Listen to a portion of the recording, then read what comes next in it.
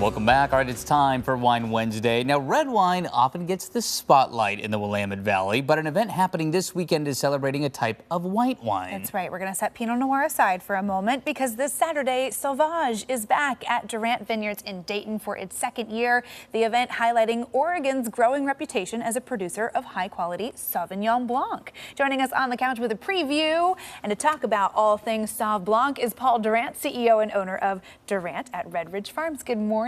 Yeah, thank you. Good morning. Glad you're here. Yeah, Thanks for being here. So let's talk about Sauvignon Blanc first. Just, what is it as a wine and how does it stack up here in Oregon? Well, it's very small in terms of production. So it's really kind of it's been produced in the state for a long time, but it's really something that's kind of piqued our interest at Durant Vineyards a number of years ago. And so we just get really passionate about doing new things and exploring new varietals, and it just adds to kind of the repertoire of the Oregon wine industry as really producing beautiful, lovely wines that people can really access. So why celebrate it? Again, the event's called Sauvage, and that's coming up this Saturday. Why give it the limelight like this? Well, part of it is we really are farmers, and so we really want to kind of take the opportunity to really highlight Oregon produced fruit. So part of the one and only rule of Sauvage is that the wine that is made has to come from Oregon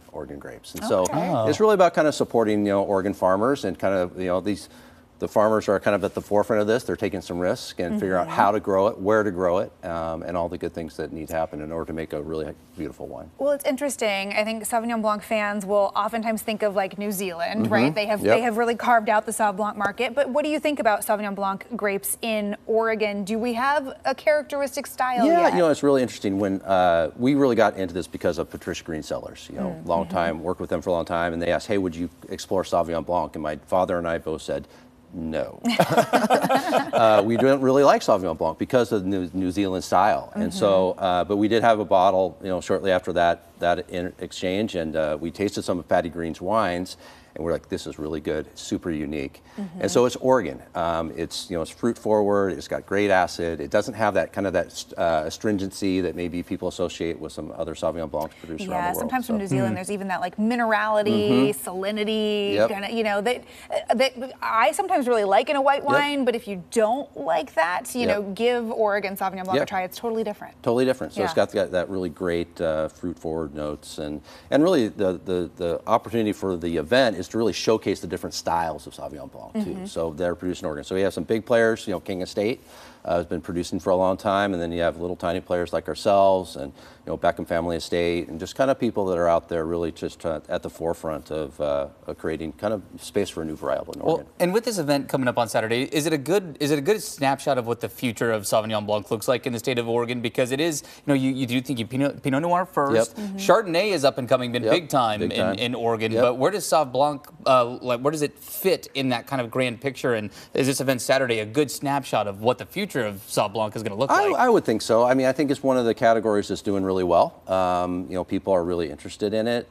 People get excited about new things. And so, really it's about kind of giving the showcase of the wines to then maybe get some more planted in the state, and because it's such a tiny amount of what's really grown in It's a really fun wine to pair with food because it does have that bright acidity to it. You're going to have some pairing bites at the festival. Yeah, we'll have some pairing bites, kind of highlighting also the olive oil that we produce there on the farm, and Very true. it's a really great event. So. Yeah, so you're synonymous with olive oil as much as your wines these days. I see it everywhere. And last year, you could take a bottle home and buy some stuff on the spot if you found one that you really liked. Is that going to be an option too? Absolutely. Olive oil too? Olive oil. Okay. We'll have all that good stuff there too. So that's usually when I stock up on my real nice. I got my lemon olive oil last year. So that's great. Okay, just to recap, where and when exactly Sauvage is happening? So it's happening this Saturday. There's 2 sessions, 1 o'clock and 3 o'clock. It's actually held in our winery space, just right off Highway 99.